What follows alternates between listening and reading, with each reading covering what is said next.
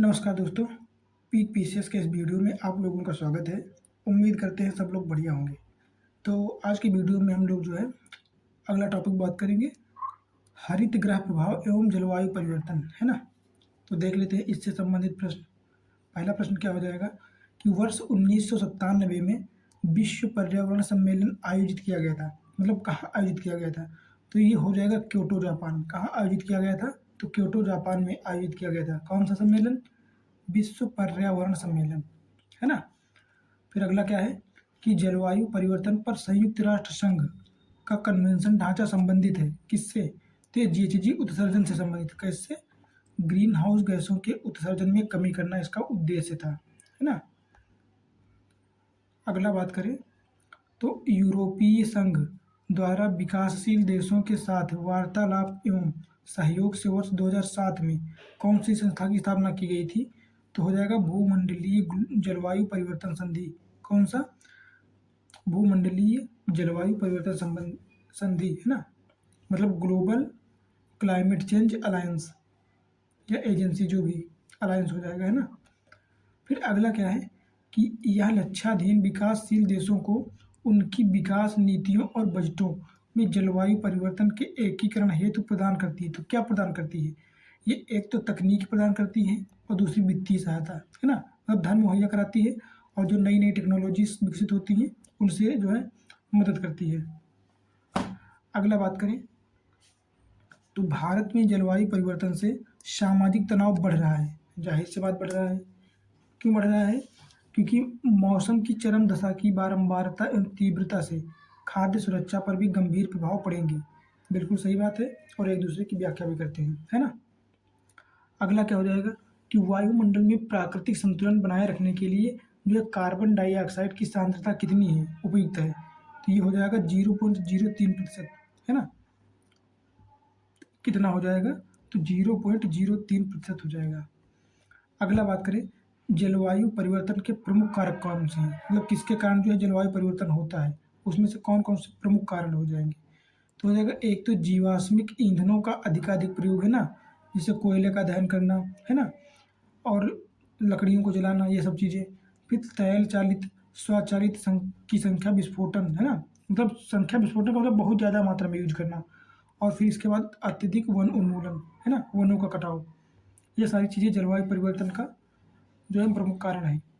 अगला बात करें कि वह देश जिसने ग्रीन हाउस गैस के उत्सर्जन में कमी करने के लिए वर्ष 2019 में कार्बन टैक्स को लगाया था, कार्बन टैक्स लगाने की घोषणा की थी। तो हो जाएगा सिंगापुर। कौन हो जाएगा? सिंगापुर।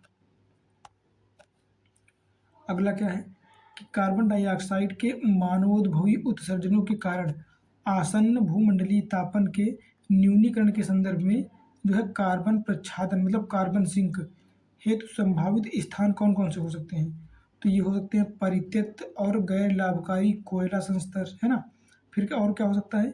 और निःशेष तेल एवं गैस भंडार एवं भूमिगत गंभीर लवणीय शैल समूह, है ना। ये सब चीज़ें हो सकती हैं। फिर अगला प्रश्न क्या कहता है कि झारखंड राज्य ने जलवायु केंद्र स्थापित किया है, किसकी सहयोग से? तो हो जाएगा यूनाइटेड नेशन डेवलपमेंट प्रोग्राम, है ना, संयुक्त राष्ट्र विकास कार्यक्रम यूएनडीपी के सहयोग से। अगला क्या है? जलवायु परिवर्तन पर झारखंड कार्य योजना कब प्रकाशित की गई थी? तो ये 2013-14 हो जाएगा। कब हो जाएगा? 2013-14। अगला बात करें तो झारखंड जलवायु परिवर्तन कार्य योजना 2014 के अनुसार इसका संवेदनशील जिला सबसे कौन सा था? तो हो जाएगा सरायकेला खारसवां। कौन सा? सरायकेला खारसवां सबसे संवेदनशील डिस्ट्रिक्ट था। बात करें जलवायु परिवर्तन का कारण क्या है, तो वर्तमान में ग्रीन हाउस गैसों का उत्सर्जन और ओजोन परत का क्षरण तथा प्रदूषण, ये तीनों प्रमुख कारण हैं किसके? जलवायु परिवर्तन के। अगला बात करें तो जीवाश्म ईंधन के जलने से वायुमंडल में ग्रीन हाउस गैसों में वृद्धि तथा ओजोन परत का अवक्षय, इसका प्रमुख कारण क्या हो जाएगा? तो इसका प्रमुख कारण हो जाएगा जलवायु परिवर्तन का, है ना। ये जलवायु परिवर्तन को जो है प्रभावित करते हैं, बढ़ावा देते हैं। कौन कौन सी चीज़ें? एक तो जीवाश्म ईंधनों को जलाने से ग्रीन हाउस गैसों का उत्सर्जन और दूसरा ओजोन परत का ह्रास, है ना। अगला क्या हो जाएगा?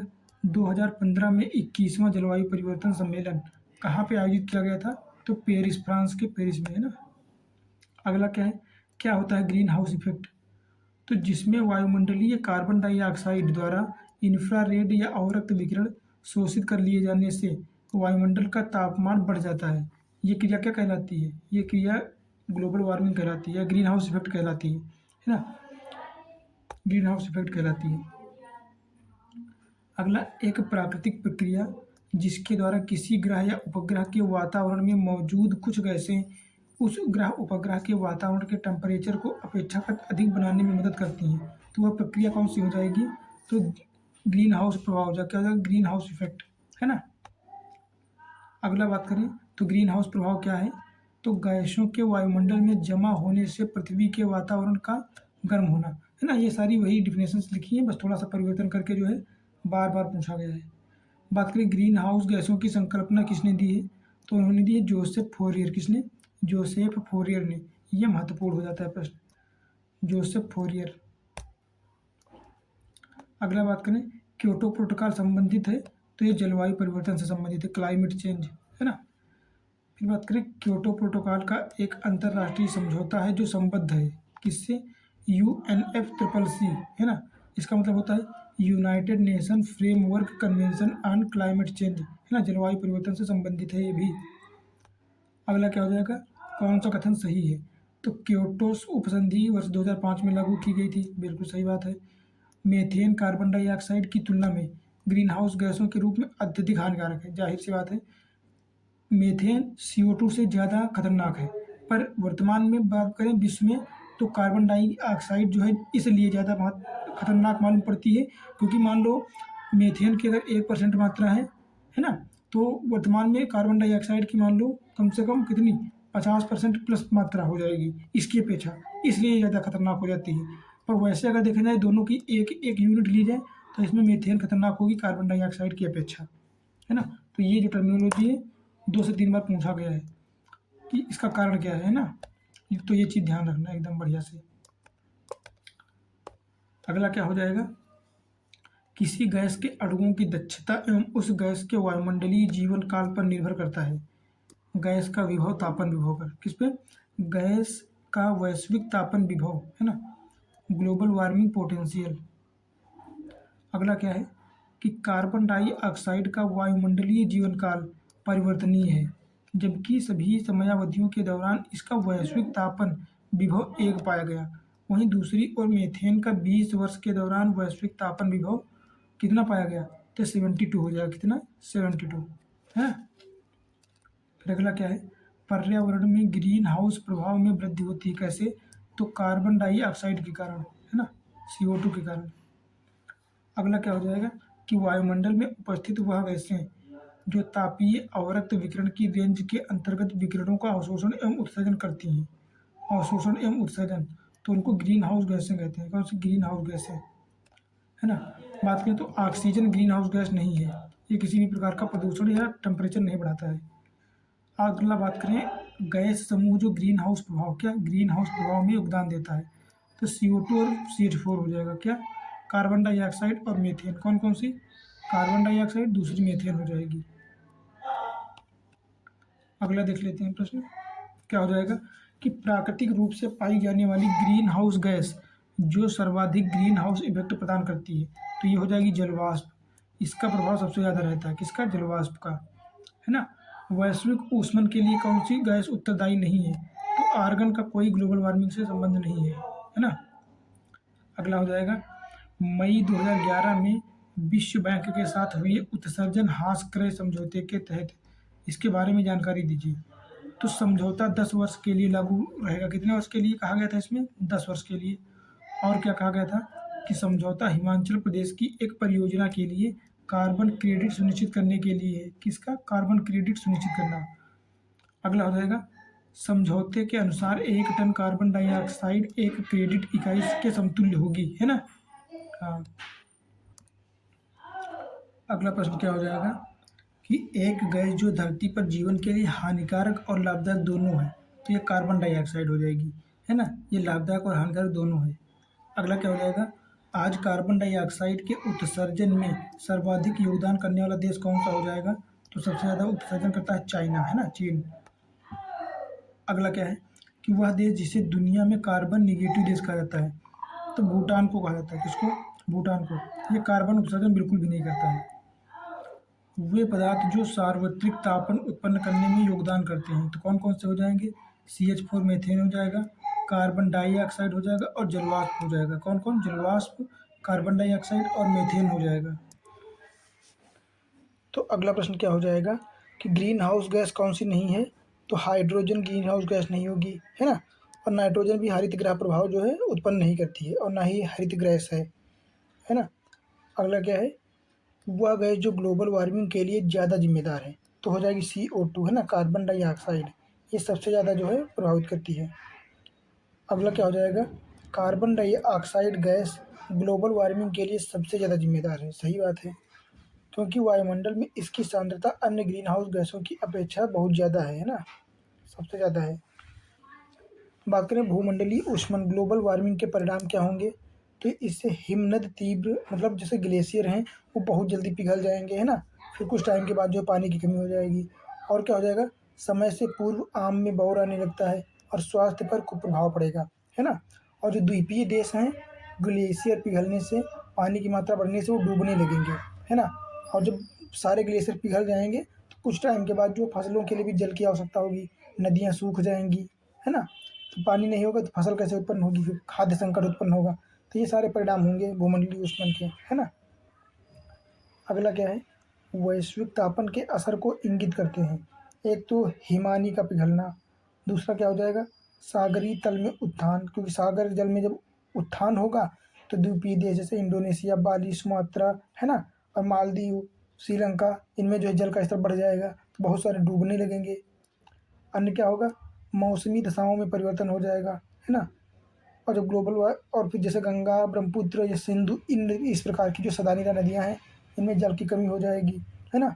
पहले तो बहुत ज़्यादा बाढ़ आएगी, जिससे स्वास्थ्य के लिए जो है क्या बीमारियाँ फैलेंगी, है ना। और इसके बाद पानी की कमी होगी तो खाद्य संकट उत्पन्न होगा और ग्लोबल तापमान में वृद्धि होगी, है ना। ये सब परिणाम होंगे उसके। अगला बात करें भूमंडलीय ऊष्मन की आशंका वायुमंडल में जिसकी बढ़ती हुई सांद्रता के कारण बढ़ जाती है, तो CO2 हो जाएगा। क्या हो जाएगा? Carbon dioxide. अगला बात करें, एक सर्वाधिक भंगुर पारिस्थितिक तंत्र है जो वैश्विक तापन द्वारा सबसे पहले प्रभावित होगा। तो एक तो आर्कटिक एवं ग्रीनलैंड। क्यों प्रभावित होगा? क्योंकि ये पूरा ग्लेशियर से भरा पड़ा है ना, मतलब सारा का सारा बर्फ जमी हुई है, तो सबसे ज़्यादा यही प्रभावित होगा, क्योंकि ये सबसे ज़्यादा पहले बर्फ पिघल जाएगी, है ना, और बर्फ पिघल के जो है जल में बदल जाएगी और फिर दोबारा जो है बन नहीं पाएगी बर्फ, तो सबसे ज़्यादा प्रभावित यही होगा। फिर अगला क्या है कि वायु में कार्बन डाइऑक्साइड की बढ़ती हुई मात्रा से वायुमंडल का तापमान धीरे धीरे बढ़ रहा है, क्योंकि कार्बन डाइऑक्साइड सौर विकिरण के अवरक्त अंश को अपनी तरफ अवशोषित कर लेती है ना। और जब अवशोषित कर लेगी तो उससे टेम्परेचर बढ़ जाएगा पृथ्वी का, है ना। अगला बात करें अगले प्रश्न की, तो ग्रीन हाउस गैस मीथेन के स्रोत कौन कौन से हो जाएंगे? मतलब जो मीथेन कहाँ कहाँ पर पाई जाती है? तो ये धान के खेतों में पाई जाती है, कोयले की खान में पाई जाती है, पालतू पशु जो जुगाली करते हैं ना, मुंह चलाते हैं, तो वहाँ से भी CH4 निकलती है, और आर्द्र भूमि में पाई जाती है जो कि दलदली भूमि होती है ना। और हो जाएगा गोबर गैस प्लांट, वहाँ से भी CV निकलती है ना, CH4। तो ये सब स्रोत हो जाते हैं। अगला बात करें तो मीथेन उत्सर्जन के प्राकृतिक स्रोत क्या होंगे? एक तो आर्द्र भूमि, दूसरा समुद्र और तीसरा हाइड्रेट्स, है ना। मानव की क्रिया जो जलवायु से सर्वाधिक प्रभावित होगी, कौन सी? कृषि, है ना, खाद्य संकट उत्पन्न हो जाएगा। बात करें जुगाली करने वाले पशुओं से जिस ग्रीन हाउस गैस का निस्सरण होता है वह क्या कहलाती है? तो CH4 कहलाती है। क्या? मीथेन हो जाएगी, है ना। बात करें CH4 गैस को क्या कहते हैं? तो इसको मार्स गैस भी कहते हैं। क्या कहते हैं इसको? मार्स गैस, है ना। यह एक आंदोलन है जिसमें प्रतिभागी व प्रतिवर्ष एक निश्चित दिन 1 घंटे के लिए बिजली बंद कर देते हैं, तथा यह जलवायु परिवर्तन और पृथ्वी को बचाने की आवश्यकता के बारे में जागरूकता लाने वाला एक आंदोलन है। इसको क्या कहते हैं? इसको पृथ्वी काल कहते हैं। क्या कहते हैं? अर्थ आवर, है ना, अर्थ आवर। फिर बात करें अगला, तो अगला हो जाएगा जलवायु परिवर्तन और पृथ्वी को बचाने की आवश्यकता के बारे में जागरूकता लाने हेतु world wide fund for nature, है ना, world wide fund for nature द्वारा आयोजित किया जाने वाला एक विश्वव्यापी आंदोलन कौन सा हो जाएगा? अर्थ आवर। सेम टू सेम दोनों क्वेश्चन सेम है ना, ये भी वही है, ये भी वही है। फिर अगला क्या है कि 50 से अधिक देशों द्वारा समर्थित संयुक्त राष्ट्र का मौसम परिवर्तन समझौता प्रभावी हुआ। कब प्रभावी हुआ? तो हो जाएगा 21 मार्च 1994। कब? 21 मार्च 1994, है ना। अगला बात करें तो यह सरकार एवं व्यवसाय को नेतृत्व देने वाले व्यक्तियों के लिए ग्रीन हाउस गैस उत्सर्जन को समझने, परिणाम जो है परिमाण निर्धारित करने एवं प्रबंधन हेतु एक अंतर्राष्ट्रीय लेखाकरण साधन है। कौन सा हो जाएगा? तो ग्रीन हाउस गैस प्रोटोकॉल हो जाएगा। क्या हो जाएगा? GHG प्रोटोकॉल, है ना। अगला क्या हो जाएगा? वर्ल्ड रिसोर्स इंस्टीट्यूट तथा world business council on sustainable development द्वारा किया गया है। क्या किया गया है? तो ग्रीन हाउस गैस प्रोटोकॉल का विकास किया गया है इसके द्वारा। किसके द्वारा? एक तो WRI और दूसरा WBCSD, है ना, वर्ल्ड रिसोर्स इंस्टीट्यूट तथा world business council on sustainable development हो जाएगा। अगले की बात करें तो क्योटो प्रोटोकॉल कब प्रभावी हुआ? तो 2005 में। ये रिपीटेड क्वेश्चन है ना। फिर अगला क्या है कि जापान के क्योटो शहर में हुए UNFCCC, इसका फुल फॉर्म क्या हो जाएगा? United nation framework convention on climate change, है ना, के तीसरे सम्मेलन में क्योटो प्रोटोकॉल को स्वीकार किया गया था। तो ये कब किया गया था? तो 11 दिसंबर 1997 में हो जाएगा। कब? 11 दिसंबर 1997। अगला बात करें तो क्योटो प्रोटोकॉल समझौते के अनुसार अधिक ग्रीन हाउस गैसों का उत्सर्जन करने वाले देशों के लिए उत्सर्जन में वर्ष 2008 से 12 के लिए कटौती करने का प्रावधान किया गया था। कितना? 5.2%। कितना परसेंट? 5.2%।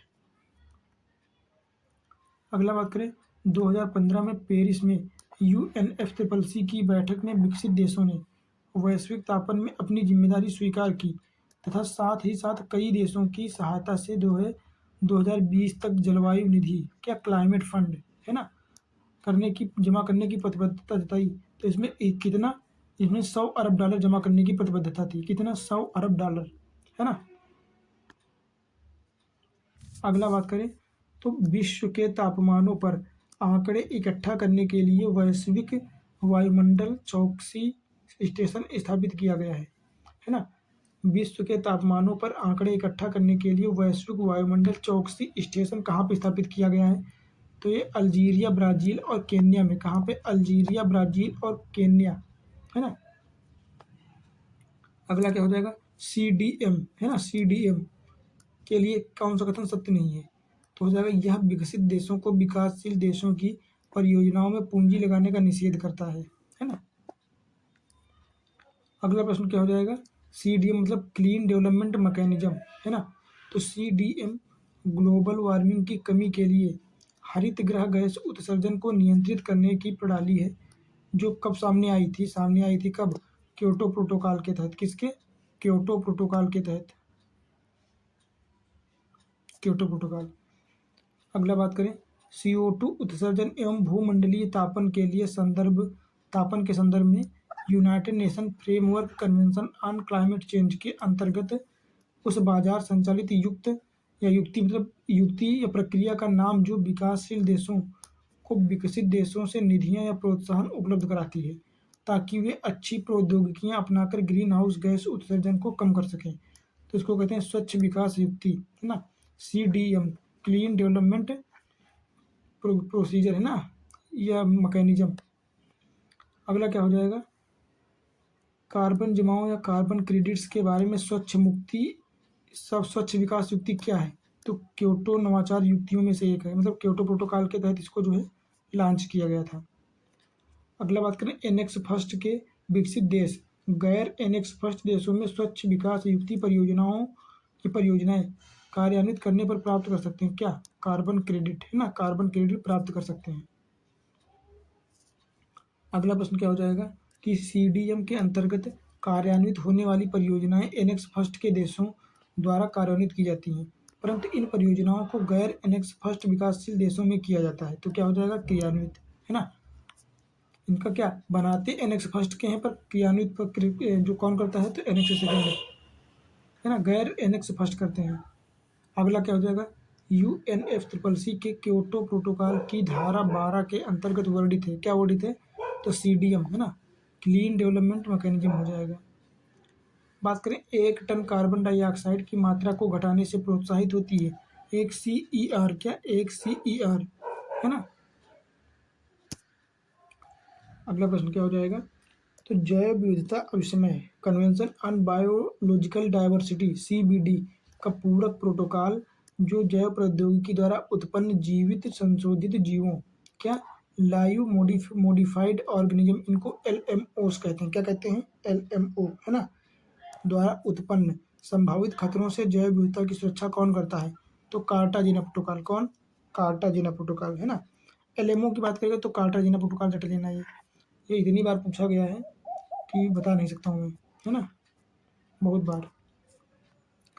अगला प्रश्न क्या हो जाएगा, आनुवंशिक संसाधनों को प्राप्त करने एवं उनसे मिले लाभों के समुचित व निष्पक्ष बंटवारे से संबंधित है तो नागोया प्रोटोकॉल हो जाएगा।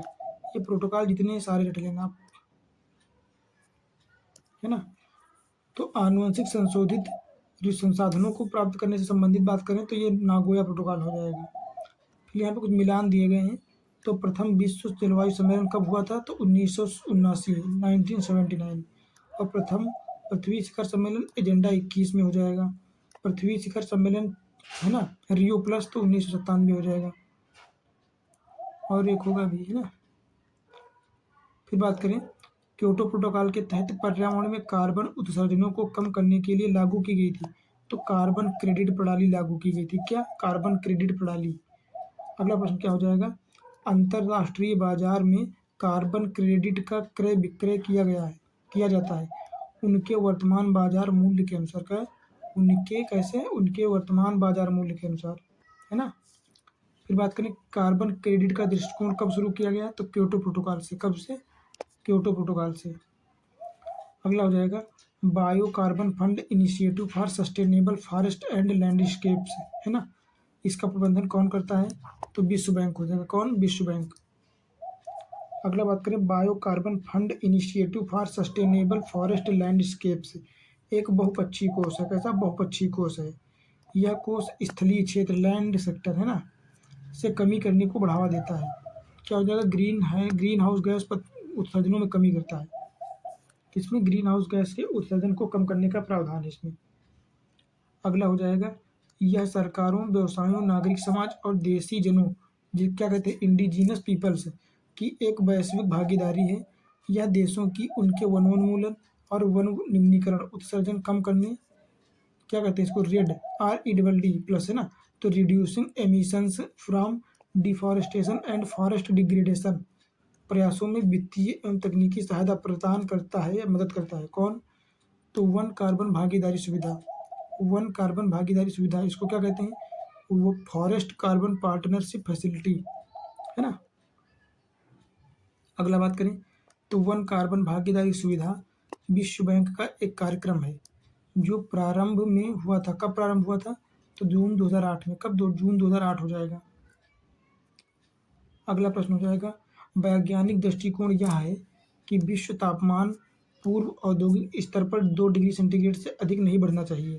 यदि विश्व तापमान पूर्व औद्योगिक स्तर से 3 डिग्री सेंटीग्रेड के पारे से बढ़ जाता है, के परे मतलब इससे ज़्यादा बढ़ जाता है, 2 की बजाय 3 से भी ज़्यादा हो जाता है तो विश्व पर इसका संभावित असर क्या होगा, इसके परिणाम क्या हो सकते हैं तो इसके परिणाम ये होंगे कि स्थलीय जीवमंडल एक नेट कार्बन स्रोत की ओर प्रवृत्त होगा और विस्तृत प्रवाल मत्यता होगी, क्या प्रवाल भित्ति जो होती है कोरल रीफ्स वो सब खत्म हो जाएंगे और ग्लेशियर भी पिघल जाएंगे, है ना। और ये 21वीं सदी के लास्ट तक जो है सब कुछ खत्म हो जाएगा, इतना हानिकारक चीज़ है ये।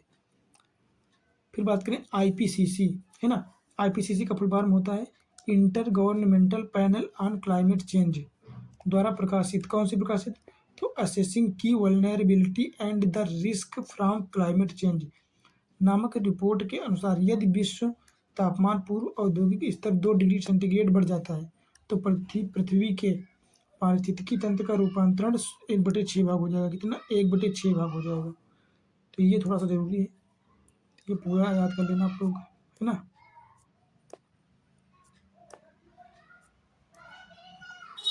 ये अगला बात करते हैं, यदि विश्व का तापमान पूर्व औद्योगिक स्तर से 3 डिग्री सेंटीग्रेड से अधिक बढ़ जाए तो स्थलीय जीवन मंडल या जीवमंडल एक नेट कार्बन स्रोत की ओर प्रवृत्त होगा। साथ ही विलुप्त होने के कगार पर कितना 30% जो है ज्ञात प्रजातियां विलुप्त हो जाएंगी। कितनी 30%, है ना। ये सब किसने बताया है? तो ये सब आईपीसीसी की रिपोर्ट के माध्यम से पता चलता है ना। बात करें पिछली शताब्दी में पृथ्वी के औसत तापमान में वृद्धि देखी गई है। कितनी? तो 0.8 डिग्री सेंटीग्रेड। कितनी? 0.8 डिग्री सेंटीग्रेड, जो कि बहुत है, कम नहीं है इतना। अगला प्रश्न क्या है?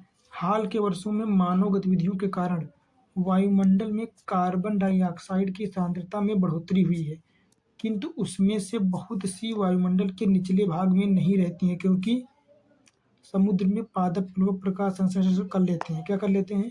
समुद्र में भी जो पादप प्लवक होते हैं ना, क्या कहते हैं उनको? फाइटोप्लैंक्टन्स, है ना। तो ये प्रकाश संश्लेषण कर लेते हैं। अगला प्रश्न क्या हो जाएगा? अगला प्रश्न हो जाएगा, यदि किसी महासागर का पादप प्लवक किसी कारण से पूर्णतः नष्ट हो जाए तो इसका प्रभाव क्या होगा? तो इसका प्रभाव ये होगा कि कार्बन सिंक के रूप में महासागर पर प्रतिकूल प्रभाव पड़ेगा एवं महासागर की खाद्य श्रृंखला पर भी प्रतिकूल प्रभाव पड़ेगा, जिससे संपूर्ण समुद्र परितंत्र पारिस्थितिकी परितंत्र को जो है हानिकारक रूप से प्रभावित होगा, जिसमें बहुत सारे जीव जंतु मर जाएंगे, है ना। और ऑक्सीजन की कमी हो जाएगी, तो उसको क्या कहते हैं? सीओडी मांग बढ़ जाएगी, है ना। डिजॉल्व ऑक्सीजन कम हो जाएगी और अंदर जो है प्रदूषण बढ़ जाएगा समुद्री क्षेत्रों में। ये सब प्रक्रियाएं होंगी। अगला क्या है कि जलवायु परिवर्तन के खगोलीय सिद्धांतों से क्या संबंधित है? तो पृथ्वी की कक्षा की उत्केंद्रता, मतलब ये अंडाकार कक्षीय मार्ग, और पृथ्वी की घूर्णन अक्ष की तिर्यकता, मतलब इसका झुकाव। कैसे इसका झुकाव? इसका झुकाव ऐसे है ना। पृथ्वी ऐसे झुकी हुई है 23.5 डिग्री अपने अच्छे से। विषुव अयन, पृथ्वी की सूर्य से अपसौर और उपसौर की स्थिति, ये सब चीज़ें कैसे? खगोलीय सिद्धांतों से पता चलती हैं, संबंधित हैं, है ना। फिर अगला क्या हो जाएगा कि जलवायु परिवर्तन से संबंधित सिद्धांत दिए जो कि पृथ्वी की लंबी अवधि के कक्षीय स्थिति से संबंधित है। तो क्या हो जाएगा? हो जाएगा मिलानकोविच। कौन? मिलुटिन मिलानकोविच। फिर बात करें, ये याद कर लेना आप लोग। अगला प्रश्न है, पृथ्वी की धुरी पर अवस्था बदलना जलवायु परिवर्तन के लिए एक कारक है, या कथन किसने कहा? तो ये किसने कहा है? मिलुटिन मिलानकोविच ने कहा। किसने? मिलुटिन मिलानकोविच ने। अगला बात करें तो जलवायु परिवर्तन पर क्रायोजेनिक संकेतक, क्रायोजेनिक संकेतन कहाँ से प्राप्त किया जाता है? तो आइस कोर से, है ना। बर्फ का एक कोर। किसी ग्लेशियर या बर्फ की चादर को छेद कर प्राप्त किया गया एक बेलना का नमूना क्या कहलाता है? तो इसको आइस कोर कहते हैं। क्या? आइस कोर, है ना। कैसे निकाला जाता है? मान लेते हैं ये टोटल ग्लेशियर है एक, है ना। ग्लेशियर, ये पूरा ग्लेशियर है। फिर इसमें क्या करते हैं? मान लेते हैं एक किसी भी कण के द्वारा जो है इसमें छेद करके इतना ये सिलेंडर के रूप में जो है इसको निकाल लिया गया बर्फ का टुकड़ा, तो इसको ही क्या कहेंगे? आइस कोर, है ना। फिर अगला क्वेश्चन क्या हो जाएगा कि भारत की जलवायु परिवर्तन पर प्रथम राष्ट्रीय कार्य योजना कब अपनाई गई थी? तो 2008 में प्रकाशित की गई थी, है ना। भारत सरकार की जलवायु कार्य योजना क्लाइमेट एक्शन प्लान के 8 मिशन में से सम्मिलित नहीं था, तो इसमें आणविक ऊर्जा का कोई भी प्रावधान नहीं किया गया था। ग्लोबल या ग्लोबीय ताप वृद्धि का सबसे महत्वपूर्ण परिणाम यह है कि इससे ध्रुवीय बर्फ की टोपियों के पिघलने के बाद वृद्धि होगी। किसकी? समुद्र की सतह में। जाहिर सी बात है, इतना सारा पानी जाएगा समुद्र में तो उसकी सतह तो बढ़ेगी ही, है ना। उसका स्तर तो जाहिर सी बात है बढ़ ही जाएगा। अगला बात करें, ग्लोबल वार्मिंग से विश्व के समस्त द्वीप डूब जाएंगे। कौन से? मूंगे। यह संभावना है कि 2044 ईस्वी तक फिजी डूब जाएगा और समुद्र तल के बढ़ने से इसी वर्ष तक एक गंभीर संकट छा जाएगा। कहाँ पे? तो नीदरलैंड, जो कि उत्तरी सागर में स्थित है। कहाँ पे? उत्तरी सागर में, है ना। तो अगला प्रश्न क्या हो जाएगा? अगला प्रश्न हो जाएगा, आईपीसीसी के अनुसार 1900 से 2100 के मध्य समुद्र सतह में वृद्धि का अनुमान कितना है? तो 0.33 से 0.45 हो जाएगा, है ना। इतना वृद्धि होने का अनुमान है। अगला बात करें, मानचेस्टर विश्वविद्यालय के वैज्ञानिकों ने हाल ही में भू अभियांत्रण द्वारा पैसिफिक महासागर के ऊपर चमकीले बादल उत्पन्न कर ग्लोबल वार्मिंग के बढ़ने पर रोक लगाने का सुझाव दिया है। इसकी पूर्ति के लिए वातावरण में किसका छिड़काव किया जाएगा? समुद्री जल का। वातावरण में जो है समुद्री जल का छिड़काव किया जाएगा।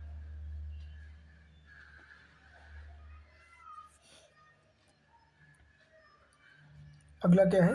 वैश्विक जलवायु परिवर्तन के संदर्भ में जो पद्धतियां मृदा में कार्बन प्रच्छादन या संग्रहण में सहायक हैं, कौन कौन सी? एक तो समोच्च बांध हो जाएगा, फिर अनुपद सस्यन एवं शून्य जुताई, ये तीनों प्रक्रियाएं हो जाएंगी, है ना। अगला प्रश्न क्या हो जाएगा इसका? तो United Nations framework convention on climate change, मतलब UNFCCC, है ना, एक अंतर्राष्ट्रीय संधि है जिसका गठन कब हुआ था? तो इसको रियो डी जेनेरियो 1992 में संयुक्त राष्ट्र संघ के पर्यावरण और विकास सम्मेलन के दौरान जो है गठित किया गया था, है ना। United nation conference on environment and development. अगला क्या हो जाएगा? अभीष्ट राष्ट्रीय निर्धारित अंशदान, क्या? इंटेंडेंट नेशनली डिटरमाइंड कंट्रीब्यूशन, इसको क्या कहते हैं? इसको INDC कहते हैं, ना, INDC। पद को कभी कभी समाचारों में जिस संदर्भ में देखा जाता है वह क्या है? तो वह हो जाएगा जलवायु परिवर्तन का सामना करने के लिए विश्व के देशों द्वारा बनाई गई कार्य योजना, है ना, INDC। इसमें जो है सभी देश या अंतर्राष्ट्रीय स्तर पर, जैसे भारत, अमेरिका, है ना, सभी देश जो हैं अपने अपने लक्ष्य निर्धारित करते हैं कि हम इतने समय में या इतने इस मतलब जैसे 2047, 2070, ऐसे कि इतने तक हम ये सारे कार्य कर लेंगे कि हम अपने वृक्षारोपण को बढ़ावा देंगे, है ना, जलवायु परिवर्तन के लिए ये संस्थाएं स्थापित करेंगे या फंड देंगे, क्या क्या करेंगे, ये सब जो है अपने लक्ष्य निर्धारित करते हैं INDC में।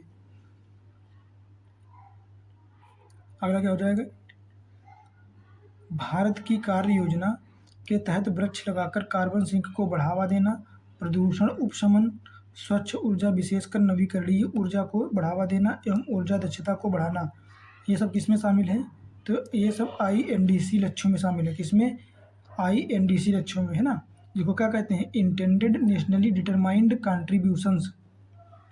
अगला प्रश्न हो जाएगा कि कानकुन सम्मेलन का प्रावधान क्या है? तो ग्रीन क्लाइमेट फंड हो जाएगा। क्या हो जाएगा? ग्रीन क्लाइमेट फंड, जो कि कानकुन समझौते में जो है इसका उल्लेख किया गया था। हरित जलवायु कोष। बात करें डरबन में आयोजित जलवायु परिवर्तन सभा में किसकी स्थापना हुई थी? तो ग्रीन क्लाइमेट फंड, इसकी घोषणा हुई थी, यह प्रावधान किया गया था कानकुन सम्मेलन में, पर बात करें स्थापना की तो डरबन सम्मेलन में हुआ था, है ना, डरबन में।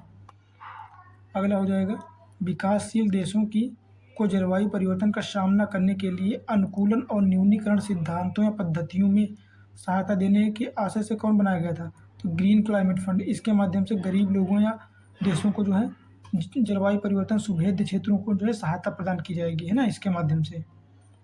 फिर अगला क्या हो जाएगा? विश्व का पहला देश जिसने भूमंडलीय तापन के प्रतिकरण के लिए कार्बन टैक्स लगाने का प्रस्ताव रखा, तो ये हो जाएगा न्यूजीलैंड। कौन सा? न्यूजीलैंड। अगला बात करें बड़े पैमाने पर चावल की खेती के कारण कुछ क्षेत्रों में संभाव्यता वैश्विक तापन में योगदान दे रहे हैं। इसके लिए कारण जिनको उत्तरदायी ठहराया जाता है, क्योंकि चावल की खेती जो होती है ये संबद्ध अवायवीय परिस्थितियां मीथेन के उत्सर्जन का कारक हैं। चूँकि दलदली क्षेत्रों में होता है ना चावल, इसके लिए जल की आवश्यकता बहुत ज़्यादा होती है।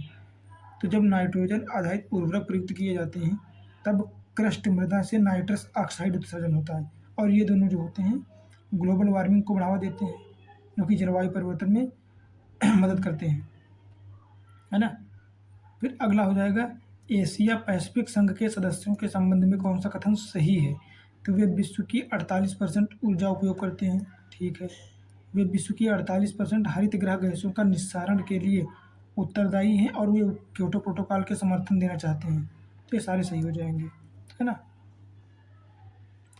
अब हम लोग बात करेंगे अगला टॉपिक कौन सा हो जाएगा? ओजोन परत का क्षरण संबंधित, है ना, ओजोन परत का क्षरण।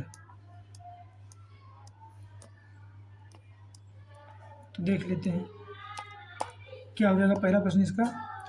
कि ओजोन परत मुख्यतः जहाँ अवस्थित रहती है उसको क्या कहते हैं, तो ये समतापमंडल में, कहाँ पे, स्ट्रेटोस्फीयर में पाई जाती है। फिर इस समतापमंडल के निचले हिस्से में पृथ्वी से लगभग 10 से 50 किलोमीटर की ऊंचाई पर जो है ओजोन परत पाई जाती है। हालांकि इसको 15 से 35 भी कहा जाता है, कितना, 15 से 35 किलोमीटर के मध्य ओजोन परत पाई जाती है। फिर अगला प्रश्न क्या हो जाएगा, ओजोन परत पृथ्वी के करीब कितनी ऊंचाई पर, तो एवरेजन जो है 20 किलोमीटर हो जाएगा। क्लोरोफ्लोरोकार्बन के लिए कौन सा कथन सत्य नहीं है, यह ग्रीन हाउस प्रभाव में योगदान नहीं देती है ना, ये ग्रीन हाउस गैस के प्रभाव में तो नहीं देती है, पर यह कौन से जो ओजोन को डिप्लेट करते हैं उन सब्सटेंस में आती है ना, इनको ओडीएस कहते हैं, ओजोन डिप्लेटिंग सब्सटेंस, उसमें आती है क्लोरोफ्लोरोकार्बन, है ना। बात करें क्लोरीन, फ्लोरीन एवं कार्बन के मानव निर्मित यौगिक हैं, कौन से, CFC, chlorine, fluorine, carbon, chlorofluorocarbon, है ना। बात करें ओजोन छिद्र के लिए उत्तरदायी हैं, तो CFC हो जाएगी, क्लोरोफ्लोरोकार्बन। वायुमंडल में उपस्थित ओजोन द्वारा जो विकिरण अवशोषित किया जाता है वह क्या हो जाएगा, तो पराबैंगनी किरणें, है ना, इनको आवर्त प्रकाश किरणें कहते हैं अल्ट्रावायलेट किरणें। बात करें ऑक्सीजन के 3 परमाणुओं से मिलकर बनने वाला कौन सा गैस हो जाएगा, तो O3 ओजोन हो जाएगा, क्या हो जाएगा, ओजोन। तो ऊपरी वायुमंडल में ओजोन परत के रूप में पृथ्वी पर जीवन को बचाती है अल्ट्रावायलेट किरणों से, किससे, अल्ट्रावायलेट किरणों से। बात करें ओजोन परत मानव के लिए उपयोगी है, क्यों उपयोगी है, क्योंकि वह सूर्य की अल्ट्रावायलेट किरणों को पृथ्वी पर नहीं आने देती है, इसलिए, है ना। बात करें वायुमंडल में उपस्थित ओजोन परत अवशोषित करती है, क्या अवशोषित करती है, तो ये अल्ट्रावायलेट किरणों को अवशोषित करती है, किसको, अल्ट्रावायलेट किरणों को। अगला बात करें तो सूर्य से आने वाला हानिकारक पराबैंगनी विकिरण कारण हो सकता है काहे का, तो ये त्वचीय कैंसर का, त्वचीय कैंसर, ये स्किन को पूरी तरह से खराब कर सकता है पराबैंगनी किरण, है ना। अगला क्या हो जाएगा, अधिक समय तक सूर्य के पराबैंगनी विकिरण के शरीर पर पड़ने पर क्या हो जाएगा, DNA में आनुवंशिक उत्परिवर्तन हो जाएगा, क्या हो जाएगा, म्यूटेशन इन DNA, है ना। फिर बात करें ओजोन परत संरक्षण दिवस कब मनाया जाता है, तो ये लगभग हर साल पूछा जाता है UPPCS में, तो 16 सितंबर हो जाएगा, कितना, 16 सितंबर, ये हर साल पूछा जाता है, लगभग हर साल, है ना। बात करें क्लोरीन, फ्लोरीन एवं ऑक्सीजन से बना मानव निर्मित गैसीय व द्रवीय पदार्थ जो कि रेफ्रिजरेटर, वातानुकूलित यंत्रों में शीतलक के रूप में कार्य करता है, क्या हो जाएगा, तो क्लोरोफ्लोरोकार्बन हो जाएगा, क्या, CFC हो जाएगा। बात करें वायुमंडल के ध्रुवीय भागों में ओजोन का निर्माण धीमी गति से होता है, अतः ओजोन के क्षरण का प्रभाव सर्वाधिक कहाँ पे होता है, ध्रुवों पर, कहाँ पे, ध्रुवों पर सबसे ज़्यादा होता है। अगला प्रश्न क्या हो जाएगा, ओजोन परत को सर्वाधिक नुकसान कौन पहुंचाता है, तो CFC, क्लोरोफ्लोरोकार्बन, है ना। अगला बात करें तो वायुमंडल में जिसकी उपस्थिति से ओजोन स्फीयर में ओजोन परत का जो है क्षरण होता है वो क्लोरोफ्लोरोकार्बन होती है ना। देख सकते हैं क्लोरोफ्लोरोकार्बन से कितनी बार क्वेश्चन पूछे जाते हैं। बात करें ओजोन परत की क्षीणता के लिए उत्तरदायी कौन सा नहीं है, तो विलायक के रूप में प्रयुक्त मेथिल क्लोरोफार्म, तो मेथिल क्लोरोफार्म जो है ओजोन परत या ODS के रूप में नहीं जानी जाती है ना, ODS मतलब ओजोन डिप्लेटिंग सब्सटेंस। अगला बात करें क्या हो जाएगा, ओजोन परत की क्षीणता के लिए कौन कौन सी गैसें उत्तरदायी हैं, तो इसमें CFC हो जाएगा, हाइलोन्स हो जाएंगे, नाइट्रस ऑक्साइड हो जाएगा, है ना, nitrous oxide N2O, try chloro ethylene हो जाएगा, हाइलोन्स हो जाएगा 12, 11 और 1301, ये चीज़ें हो जाएंगी, है ना। तो ये चीज़ें तो मैं आप लोगों से बोलूँगा एकदम रट लो, क्योंकि ये क्वेश्चन तो आने ही है कन्फर्म, है ना। अगला बात करें वह ग्रीन हाउस गैस जिसके द्वारा ट्रोपोस्फियर में ओजोन प्रदूषण नहीं होता है, तो कार्बन मोनोऑक्साइड हो जाएगी, है ना, कार्बन मोनोऑक्साइड। बात करें ओजोन क्षेत्र का निर्माण कहाँ पे हुआ है, तो अंटार्कटिका के ऊपर, कहाँ पे, अंटार्कटिका के ऊपर हो जाएगा। अगला बात करें तो मॉन्ट्रियल प्रोटोकॉल मॉन्ट्रियल प्रोटोकॉल किससे संबंधित है, तो ये ओजोन संरक्षण से, है ना, ओजोन परत के संरक्षण से संबंधित है। बात करें 1 जनवरी 1989 से कौन सा प्रोटोकॉल है जो प्रभावी हुआ है, तो ये मॉन्ट्रियल प्रोटोकॉल हो जाएगा, कौन सा, मॉन्ट्रियल। हालांकि इसको लागू किया गया था कब, 1987 में, है ना, पर 2 साल के बाद 1989 में ये जो है प्रभावी होता है। अगला बात करें मॉन्ट्रियल प्रोटोकॉल संबंधित है काहे से, तो ओजोन परत के क्षय को रोकने के लिए, है ना, ओजोन परत। बात करें मॉन्ट्रियल प्रोटोकॉल संबंधित है तो क्लोरोफ्लोरोकार्बन से। और बात करें मॉन्ट्रियल प्रोटोकॉल तो ये बाध्यकारी समझौता है, बाध्यकारी है देशों पर, है ना। फिर बात करें समतापमंडल में ओजोन के स्तर को प्राकृतिक रूप से विनियमित किया जाता है, कैसे? तो नाइट्रोजन डाइऑक्साइड के द्वारा। किसके द्वारा? नाइट्रोजन डाइऑक्साइड, NO2 के द्वारा, है ना। ओजोन परत की मोटाई मौसम के हिसाब से बदलती रहती है। बसंत ऋतु में मोटाई सबसे ज़्यादा हो जाती है और वर्षा ऋतु में कम हो जाती है ना। वर्षा ऋतु में सबसे कम हो जाती है। तो ये भी ध्यान रखना थोड़ा सा कि जो है बसंत ऋतु में सबसे ज़्यादा मोटाई हो जाती है और वर्षा ऋतु में सबसे कम। किसकी? तो ओजोन परत की। अगला हो जाएगा ओजोन परत को मापा जाता है काहे में? तो डॉप्सन में। काहे में? डॉप्सन इकाई में, है ना। ये भी पूछा गया है क्वेश्चन। अगला बात करें तो 0 डिग्री सेंटीग्रेड तथा 1 ATM दाब पर शुद्ध ओजोन की 0.01 mm की मोटाई के बराबर होती है। कितने? 1 डॉप्सन के, 1 डॉप्सन के, है ना, 1 डॉप्सन यूनिट के। फिर बात करें क्लोरोफ्लोरोकार्बन जो ओजोन हासक पदार्थों के रूप में चर्चित है, उनका प्रयोग होता है तो सुघट्य फोम के निर्माण में। क्या? सुघट्य फोम के निर्माण में। बात करें एरोसोल कैन में दाबकारी। क्या? एरोसोल कैन में दाबकारी एजेंट के रूप में तथा कुछ विशिष्ट इलेक्ट्रॉनिक अवयवों की सफाई करने में प्रयोग किए जाते हैं। अगला बात करें एक अत्यधिक स्थायी यौगिक जो वायुमंडल में 80 से 100 वर्षों तक बना रहता है। कितने? 80 से 100 वर्षों तक बना रहता है। क्या हो जाएगा? क्लोरोफ्लोरोकार्बन, है ना, CFC। फिर बात करें क्लोरोफ्लोरोकार्बन, हैलोन्स तथा कार्बन टेट्राक्लोराइड, तीनों ही पदार्थ क्या हैं? ये ओजोन डिप्लेटिंग सब्सटेंस है, मतलब ये ओजोन परत को कम करते हैं, खराब करते हैं, पतन करते हैं, है ना। अगला बात करें तो CFC, हैलोन्स तथा अन्य ओजोन रिक्तीकरण रसायनों जैसे कार्बन टेट्राक्लोराइड के उत्पादन पर रोक लगाई गई है। किसने लगाया है? मॉन्ट्रियल प्रोटोकॉल के अनुसार, है ना, जो कि 1989 में लागू होता है। कब प्रभावी होता है? 1989। और ये कैसा है? बाध्यकारी है ना, बाध्यकारी समझौता है। अगला बात करें अंटार्कटिक क्षेत्र में ओजोन छिद्र का बनना चिंता का विषय है। इस छिद्र बनने का संभावित कारण क्या है? तो विशिष्ट ध्रुवीय वाताग्र तथा समतापमंडलीय बादलों की उपस्थिति तथा क्लोरोफ्लोरोकार्बन का अंतर्प्रवाह या अंतर्वाह, है ना, ये चीज़ें जो है उत्तरदायी हैं।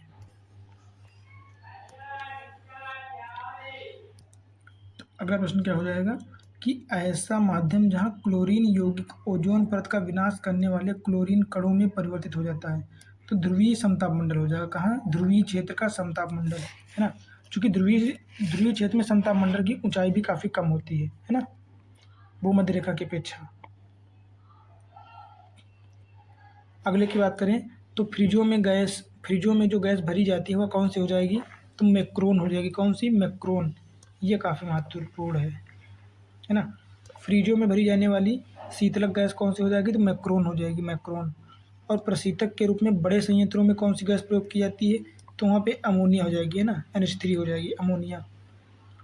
अगला बात करें सर्वप्रथम वर्ष 1985 में टोटल ओजोन मैपिंग स्पेक्ट्रोमीटर की मदद से अंटार्कटिका के ऊपर ओजोन छिद्र का पता किसने लगाया था? तो ब्रिटिश दल ने, है ना, ब्रिटेन के एक दल ने।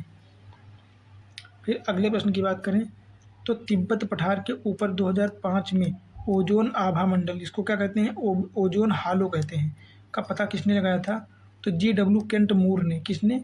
GW केंट मूर ने।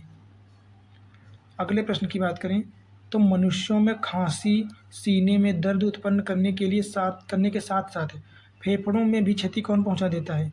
तो ओजोन का उच्च सांद्रण, है ना, ओजोन का मात्रा अगर ज़्यादा बढ़ जाएगी तो ये सब समस्याएं उत्पन्न हो जाती हैं। फिर क्या है अगला? ओजोन जैविक जीवन के लिए परमावश्यक है। तो बिल्कुल सही बात है, आवश्यक है। ओजोन परत पृथ्वी को उच्च ऊर्जा विकिरण से संरक्षित करती है। तो ये दोनों सही हो जाएंगे, है ना। और ऑप्शन आर जो है एक ही व्याख्या भी करेगा। बात करें सूर्य के उच्च आवृत्ति के पराबैंगनी प्रकाश की 93 से 99% मात्रा अवशोषित कर लेती है, जो पृथ्वी पर जीवन के लिए हानिकारक है। ओजोन परत, है ना, ओजोन परत जो है इसी से तो हमारी रक्षा करती है, अल्ट्रा वायलेट किरणों से। अगला बात करें तो ओजोन का अवक्षय करने वाले पदार्थों के प्रयोग पर नियंत्रण करने और उन्हें चरणबद्ध रूप से प्रयोग बाह्य करने, है ना, प्रयोग बाह्य करने या फेज आउट करने, फेज आउट के मुद्दे संबंधित हैं कहाँ से? तो ये मॉन्ट्रियल प्रोटोकॉल 1989 हो जाएगा, है ना। अगला जो है टॉपिक क्या हो जाएगा हम लोगों का? अगला टॉपिक हो जाएगा वन एवं वन्य जीवों। तो देख लेते हैं इससे संबंधित क्वेश्चन अभी तक कितने पूछे गए हैं, किससे? वन एवं वन्य जीवों से संबंधित, है ना। तो देख लेते हैं। तो पहला क्वेश्चन क्या है? चमोली के रैणी गांव, कौन सा? चमोली जिला कहाँ पे है? उत्तराखंड में। तो चमोली के रैणी गांव में वन कटाई के विरोध में आंदोलन चलाया गया था। कौन सा आंदोलन? तो गौरा देवी के नेतृत्व में। किसके नेतृत्व में? गौरा देवी के नेतृत्व में आंदोलन चलाया गया था। कौन सा? वनों की कटाई के विरोध में, है ना। फिर अगला बात करें,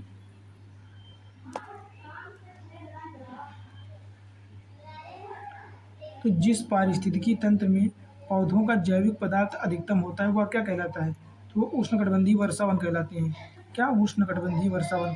क्योंकि यहाँ पे पौधों के जो है, पौधों के लिए सभी अनुकूलित जो है स्थितियाँ पाई जाती हैं। कहाँ पे? भूमध्यरेखीय क्षेत्र में, है ना। क्योंकि जहाँ पर टेम्परेचर ज़्यादा होगा वहाँ पे बारिश ज़्यादा होगी, इसलिए जो है यहाँ पे पौधों का जैविक भार भी ज़्यादा होता है। अगला बात करें, अधिकतम पदछाप पादप विविधता कहाँ पाई जाती है? तो ये भी उष्णकटिबंधीय सदाबहार वनों में हो जाएगी, है ना। बात करें, यदि हम घड़ियाल को उनके प्राकृतिक आवास में देखना चाहते हैं तो जिस स्थान पर जाना चाहिए वो कौन सा होगा? तो चंबल नदी में। चंबल नदी में जो है घड़ियाल दिखाई देंगे। अगला प्रश्न क्या है कि भारत में यदि कछुए की एक जाति को वन्यजीव संरक्षण अधिनियम 1972 के परिशिष्ट वन में रखा गया है तो इसका क्या निहितार्थ है?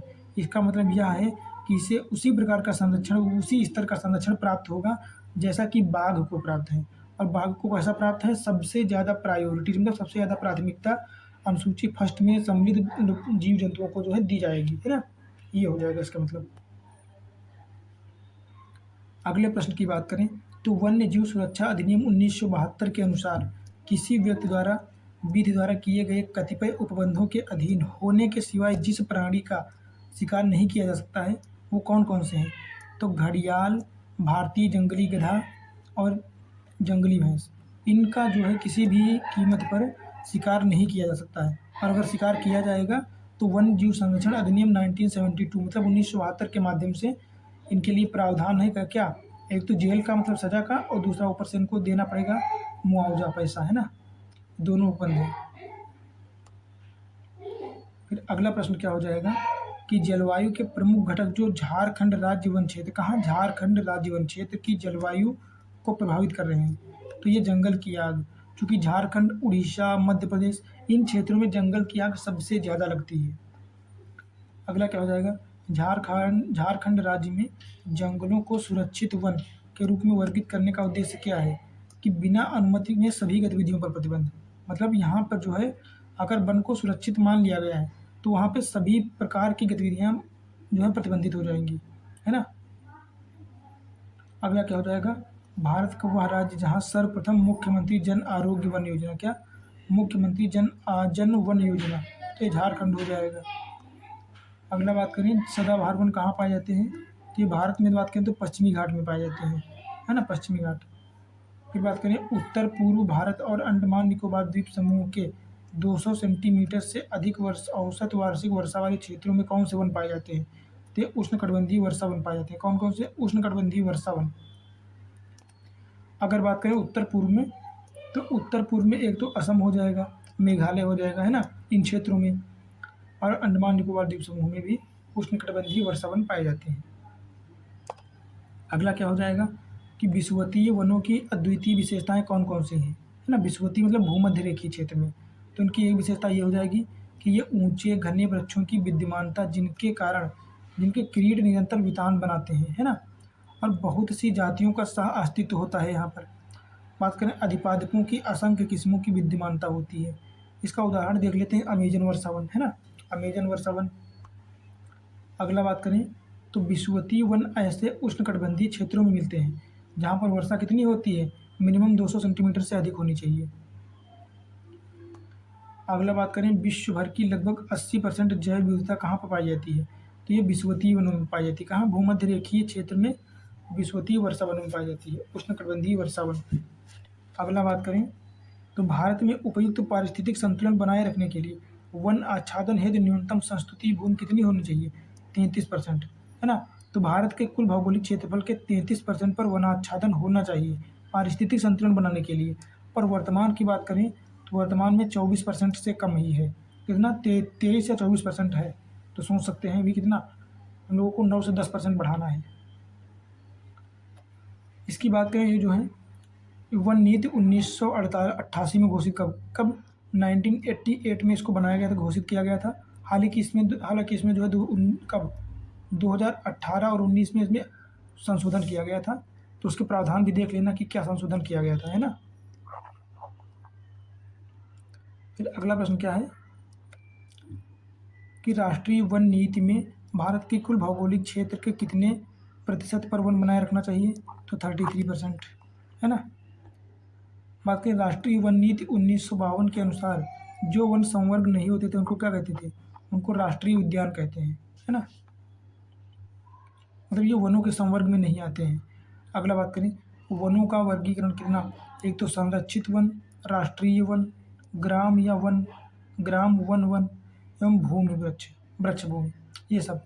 तो ये सब किसके द्वारा जो है वेरीफाई किए गए थे या वर्गीकृत किए गए थे? तो राष्ट्रीय वन नीति 1952। कब? राष्ट्रीय वन नीति 1952।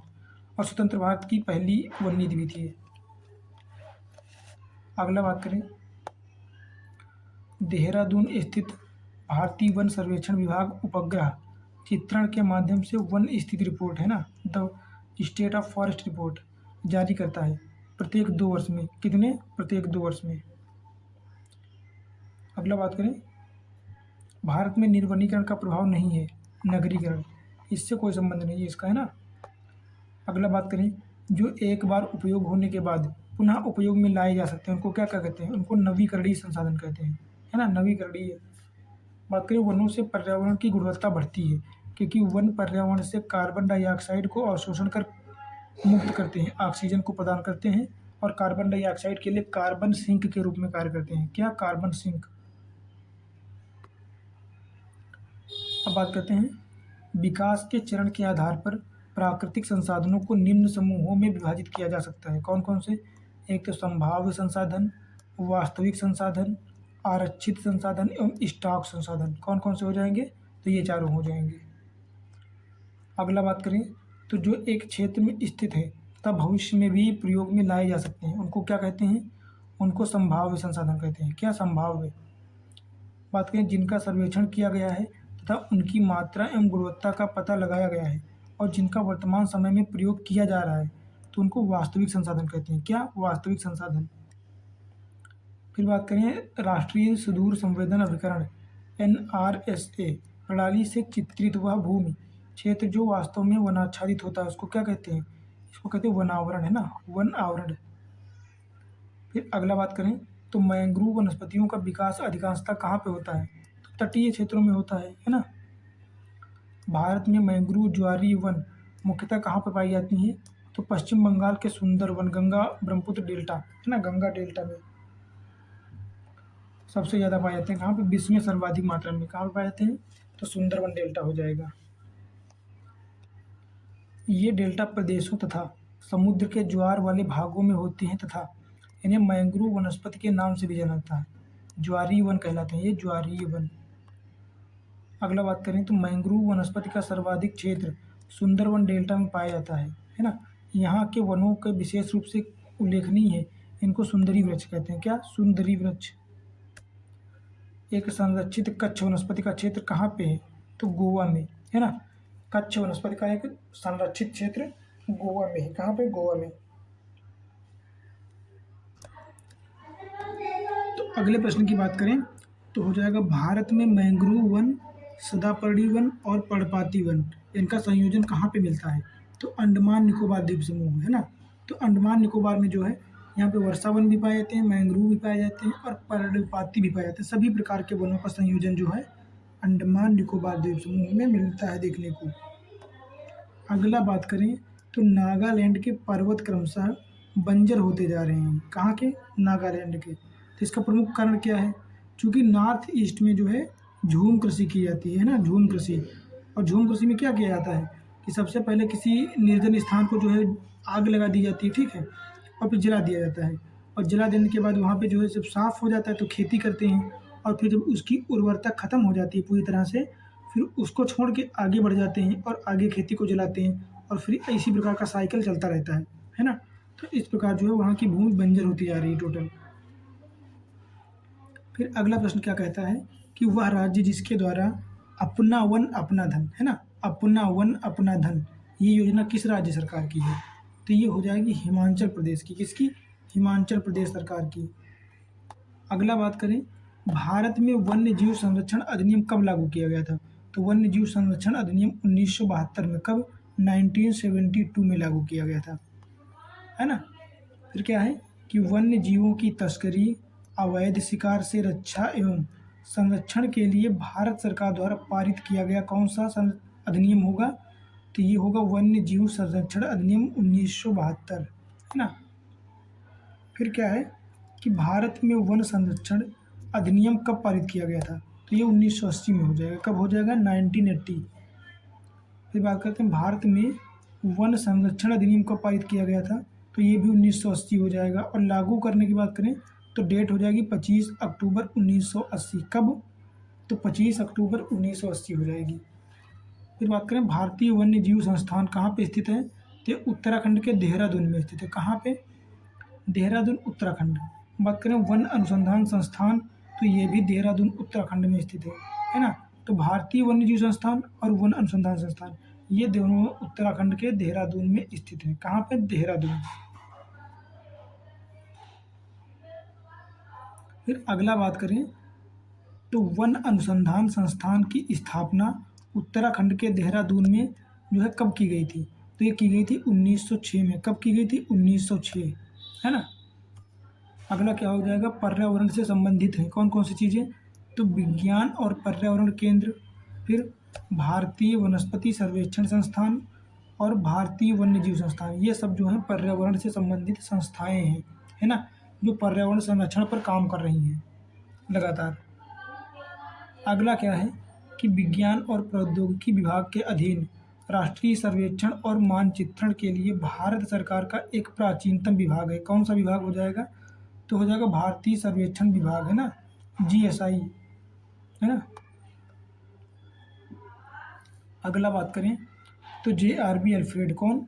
JRB अल्फ्रेड की पुस्तक का नाम क्या है? पुस्तक फानल डाइवर्सिटी, क्या? फानल डाइवर्सिटी इन इंडिया, है ना। इसके अनुसार विश्व के कुल जंतु प्रजातियों की संख्या भारत में कितनी पाई जाती है?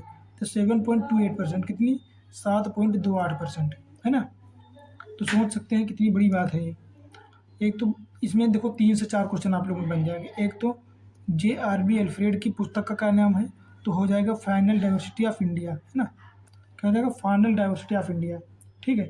इसके बाद क्या है कि इन्होंने बताया है कि विश्व की कुल जंतु प्रजातियों में से 7.28% जो है इंडिया में पाई जाती है। तो ये किसने बताया है? तो ये अल्फ्रेड, JRB अल्फ्रेड ने बताया है ना। फिर बात करें भारत की सबसे बड़ी मछली, तो ये तो सबको पता होगा, व्हेल मछली हो जाएगी, व्हेल शार्क। फिर बात करें यह भारत की ही नहीं पूरे विश्व की सबसे बड़ी मछली है तथा यह 50 फुट की लंबी, कितनी? 50 फीट की इसकी लंबाई है व्हेल शार्क की। फिर बात करें वर्ल्ड वाइड फंड का प्रतीक जानवर क्या हो जाएगा? तो ज्वाइंट पांडा हो जाएगा। क्या? ज्वाइंट पांडा। बात करें लाल पांडा, तो ये कहाँ पाया जाता है? ये नॉर्थ ईस्ट में पाया जाता है, इंडिया में, है ना। फिर बात करें इसका वैज्ञानिक नाम क्या है? एलुरोपोडा और मेलानोलिया न्यूलिका, है ना। क्या हो जाएगा? मेनोलिका। तो इसका जो है निवास स्थान मुख्यतः कहाँ पे है? तो शीतोष्ण चौड़ी पत्ती वाले मिश्रित वनों में। तो ये कहाँ पाया जाता है? तो इसको क्या कहते हैं? जाइंट पांडा, है ना, जाइंट पांडा। अगला बात करें गैवियलिस, क्या? गैवियलिस घड़ियाल कहाँ पे पाए जाते हैं? तो गंगा नदी में पाए जाते हैं। कहाँ पे? गंगा नदी में। अगला बात करें घड़ियाल एक प्रजाति है, तो ये मगरमच्छ क्रोकोडाइल की प्रजाति है। किसकी? क्रोकोडाइल। भारत में पाए जाने वाले मगरमच्छ तथा हाथी ये कैसी? ये संकटापन्न प्रजातियाँ। कैसी? संकटापन्न, है ना, इंडेंजर्ड है। अगला बात करें चिपको आंदोलन, ये मूल रूप से किससे संबंधित था? तो ये वनों की कटाई से संबंधित था। बात करें चिपको आंदोलन के नेता माने जाते हैं, तो ये सुंदरलाल बहुगुणा हो जाएंगे। कौन हो जाएगा? सुंदरलाल बहुगुणा, है ना। फिर बात करें देश भर में वनों के विनाश के विरुद्ध हुए संगठित प्रतिरोध को चिपको आंदोलन का नाम दिया। कब दिया गया था? तो 1970 के दशक में, 1970, है ना। चिपको आंदोलन के प्रणेता कौन हो जाएंगे? तो चंडी प्रसाद भट्ट हो जाएंगे। कौन? चंडी प्रसाद भट्ट। बात करें भारत में वन्य जीव सप्ताह कब मनाया जाता है? तो 2 से 8 अक्टूबर के मध्य। कब? 2 से 8 अक्टूबर के मध्य भारत में वन्य जीव सप्ताह मनाया जाता है। फिर अगले प्रश्न की बात करें तो विश्व संयुक्त राष्ट्र महासभा के 68वें वार्षिक सत्र के दौरान प्रतिवर्ष विश्व वन्य जीव दिवस, कौन सा, वर्ल्ड वाइल्ड लाइफ डे, मनाया जाता है। कब मनाया जाता है? तो 3 मार्च को जो है मनाने का निर्णय लिया गया। अगला क्या है कि पगमार्क तकनीक का प्रयोग किया जाता है तो विभिन्न वायु जंतुओं की जनसंख्या का आकलन करने के लिए, है ना। ये देखने के लिए कि कितने जो है जीव जीवित हैं या कितने जनसंख्या उनकी बढ़ी है या घटी है ना। तो क्या हो जाएगा? पगमार्क तकनीक, उनके पैरों के निशान देखे जाते हैं, है ना। इस प्रकार देखा जाता है। अगला क्या हो जाएगा प्रश्न कि भारत में वन क्षेत्र का ह्रास भारत के जनांगीय संक्रमण से प्रत्यक्षतः संबंधित है। तो बिल्कुल सही बात है। जितनी ही जनसंख्या बढ़ती जाएगी वन क्षेत्र या प्राकृतिक संसाधनों पर उतना ही बोझ बढ़ता जाएगा, तो उनका ह्रास तो होना तय ही है ना। फिर क्या हो जाएगा? वन क्षेत्र एवं जनसंख्या वृद्धि में प्रायः नकारात्मक संबंध होता है। तो ये दोनों सही है और एक दूसरे की व्याख्या भी करती हैं। अगला वन ह्रास का मुख्य कारण क्या हो जाएगा? तो औद्योगिक विकास हो जाएगा, है ना। फिर बात करें राजीव गांधी वन्य जीव संरक्षण पुरस्कार किसको दिया जाता है? तो शैक्षिक तथा शोध संस्थाओं, वन एवं वन्य जीव अधिकारियों तथा वन्य जीव संरक्षकों को दिया जाता है। कौन सा पुरस्कार? राजीव गांधी वन्य जीव संरक्षण पुरस्कार।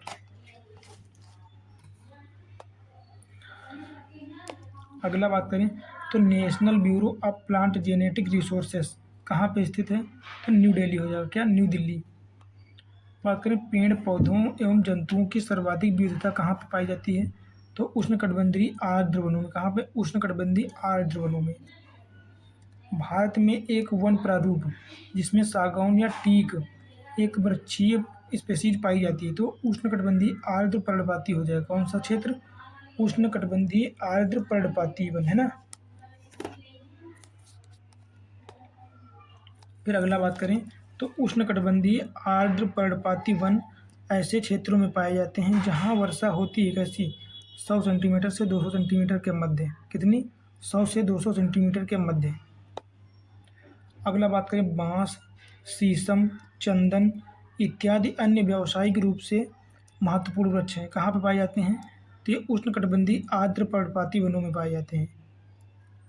अगला बात करें तो ये चौड़ी पत्तियों वाले नमी युक्त वन है। कैसे वन है? चौड़ी पत्ती, एक तो विशेषता इनकी चौड़ी पत्ती हो जाएगी, दूसरा नमी युक्त वन है जो दक्षिण अमेरिका के अमेजन बेसिन के एक बड़े भूभाग में पाए जाते हैं। तो इनको क्या कहते हैं? इनको अमेजन वर्षावन कहते हैं। क्या? अमेजन वर्षावन, है ना, जो कि पृथ्वी के फेफड़े भी कहलाते हैं। अगला क्या हो जाएगा? अमेजन वर्षावन पृथ्वी ग्रह के फेफड़ों के रूप में जाने जाते हैं क्योंकि इनकी वनस्पति लगातार कार्बन डाइऑक्साइड को अवशोषित कर जो है ऑक्सीजन को मुक्त करती है या ऑक्सीजन को प्रदान करती है और कार्बन सिंक के रूप में कार्य करता है। सबसे बड़ा क्षेत्रफल। फिर पृथ्वी की 20% से अधिक ऑक्सीजन जो है अमेजन वर्षावन उत्पादित करता है। कितनी? 20% से अधिक। वह महाद्वीप जिसमें उष्णकटिबंधीय पर्णपाती वनों का विस्तार सबसे ज़्यादा है, तो ये एशिया हो जाएगा, है ना, एशिया। मानसूनी वन किन्हें कहते हैं? तो उष्णकटिबंधीय पर्णपाती वनों को ही मानसूनी वन कहते हैं।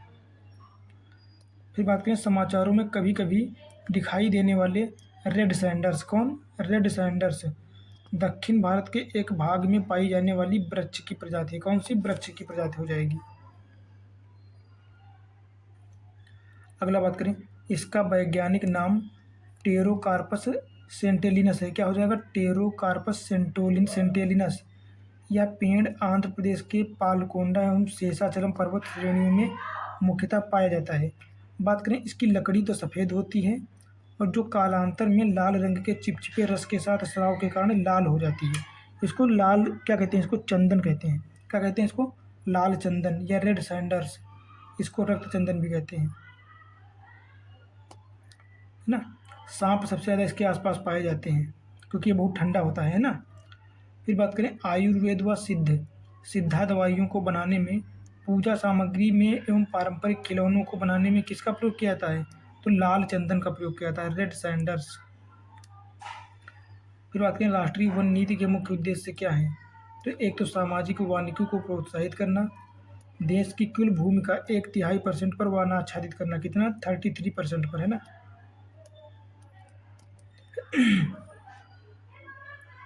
फिर बात करें मरुस्थलीकरण को रोकने के लिए संयुक्त राष्ट्र अभिसमय, क्या?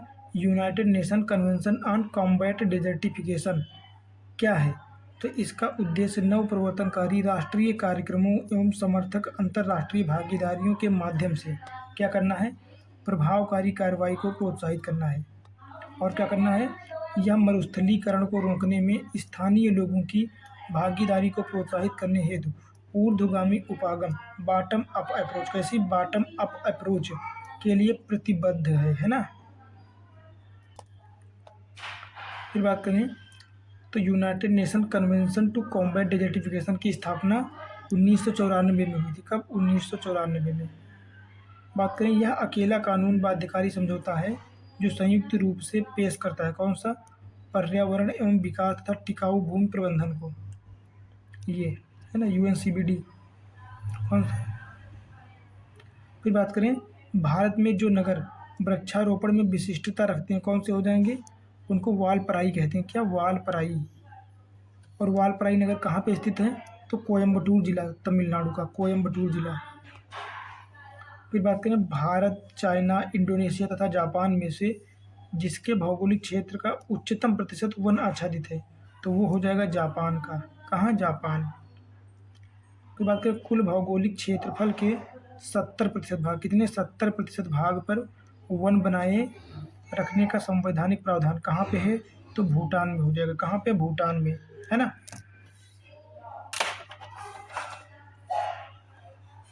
अगला बात करें एल्यूमिनियम को इसके पर्यावरणीय हितैषी स्वरूप और नवीकरणीय योग्य होने के कारण कहा जाता है, क्या कहा जाता है? इसको हरी धातु कहा जाता है, क्या? हरी धातु।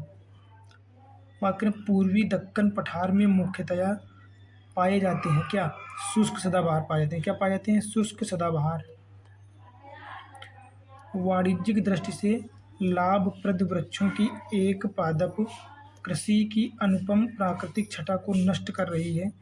इमारती लकड़ी का विचार शून्य दोहन, ताड़ रोपण के लिए विशाल भूखंडों का निर्वनीकरण और मैंग्रोव का विनाश आदिवासियों द्वारा लकड़ी की अवैध कटाई और अनधिकार आखेट समस्या को अधिक ही जटिल बनाते हैं, है ना। फिर क्या हो जाएगा?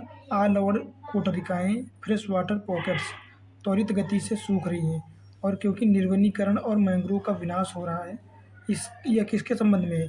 तो पश्चिम बंगाल में स्थापित सुंदरवन के बारे में बात कही गई है। किसके? सुंदरवन के बारे में, है ना। क्या हो जाएगा अगला प्रश्न? तो अगला प्रश्न हो जाएगा कि वर्ष 2024 की सुनामी ने लोगों 2024 नहीं 2004, है ना, जिसमें अंडमान निकोबार द्वीप समूह का जो है नीचे का पॉइंट भी डूब गया था, है ना। तो 2004 की सुनामी ने लोगों को यह महसूस करा दिया कि गरान या मैंग्रोव तटीय आपदाओं के विरुद्ध, है ना, मैंग्रोव के बारे में बात कर रहा है, विश्वसनीय सुरक्षा बाड़े का कार्य कर सकते हैं। गरान सुरक्षा बाड़े के रूप में जिस प्रकार कार्य करते हैं वह क्या है? तो गरान के वृक्ष अपनी सघन जड़ों के कारण तूफान और ज्वार भाटे से नहीं उखड़ते हैं और जब नहीं उखड़ेंगे तो ये एक प्रतिबंध के रूप में कार्य करेंगे, है ना। आने वाली समस्याओं या बाधाओं को कम करने का प्रयास करेंगे। कौन? मैंग्रोव वृक्ष, है ना। फिर क्या है कि उड़ीसा तट भारत में सर्वाधिक चक्रवात प्रवण क्षेत्र है, तो जाहिर सी बात है महानदी डेल्टा क्षेत्र में भारी मात्रा में जो है मैंग्रोवों का निर्वनीकरण हुआ है। तो ये दोनों सही हैं, है ना, और व्याख्या भी करते हैं एक दूसरे की। अगला प्रश्न क्या हो जाएगा कि चक्रवात अवरोधक के रूप में कौन कार्य करता है? तो मैंग्रोव वन कार्य करते हैं। इनका दूसरा नाम हो जाएगा गरान, है ना, गरान। बात करें उड़ीसा के केंद्रपाड़ा जिले में ब्राह्मणी और वैतरणी तथा महानदी, इन नदियों के डेल्टा में जो है भितरकनिका मैंग्रोव स्थित है। कौन सा? भितरकनिका मैंग्रोव स्थित है। फिर बात करेंगे हम लोग, यह मैंग्रोव वनों के लिए प्रसिद्ध है। क्या? यह एक रामसर स्थल भी है, जो कि भितरकनिका हो जाएगा, है ना। इसको 2002 में जो है क्या घोषित किया गया है? रामसर स्थल भी घोषित किया जा चुका है। बात करें, यहाँ पे कुछ कथन दिए गए हैं। तो टैक्सस वृक्ष हिमालय में प्राकृतिक रूप से पाया जाता है। कौन सा? टैक्सस।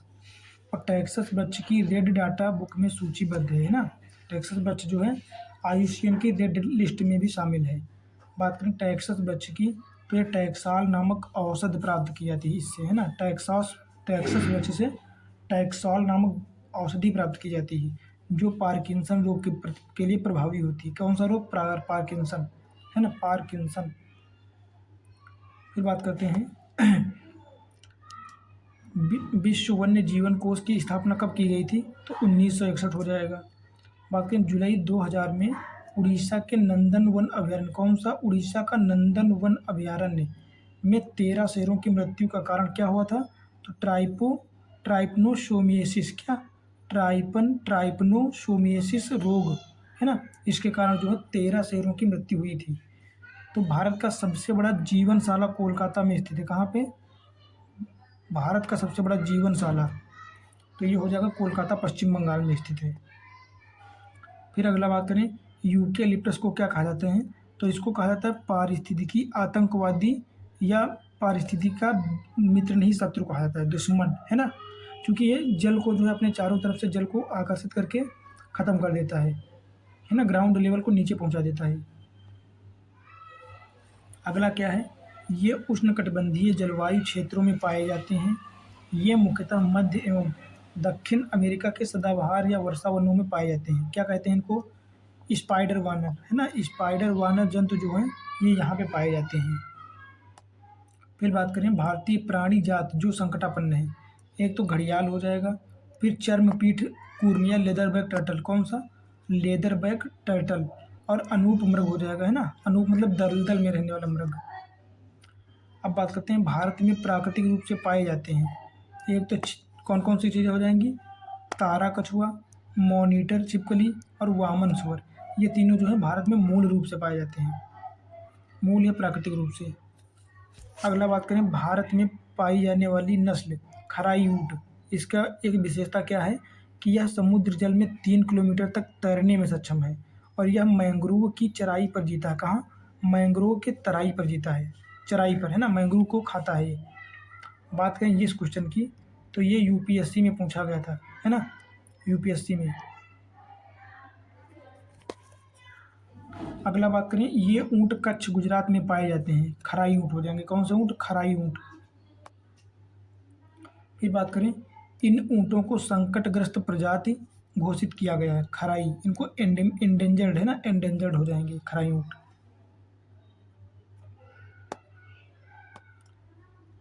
फिर अगले प्रश्न की बात करें तो क्या हो जाएगा कि मैंग्रोव कुछ समुद्र तटों के सीमावर्ती उष्णकटिबंधीय और उपोष्णकटिबंधीय क्षेत्रों में अति विशिष्ट वन पारिस्थितिक निकाय होते हैं।